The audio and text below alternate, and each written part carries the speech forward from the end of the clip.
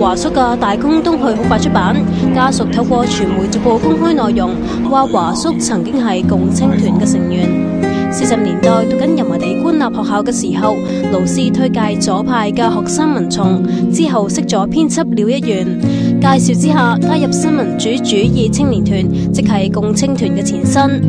報道指華叔喺共產黨嘅指示之下，成立學友中西舞蹈研究社，即係學友社，主要吸納精英學生。范太嘅丈夫范尚德亦都係當時嘅學生，但後嚟俾社員踢走。華叔之後曾經揾人薦佢入黨，不過唔成功。報道引述司徒禪話，華叔曾經越級向當時嘅共產黨、香港最高話事人孟秋剛致電，但係孟秋剛自身難保，內地被批鬥而跳樓。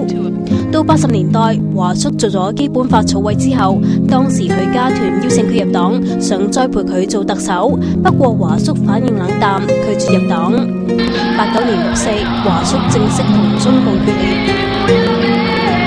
一路都未聽過呢個咁嘅講法啦，因為一路大家睇華叔其實係一路企硬民主，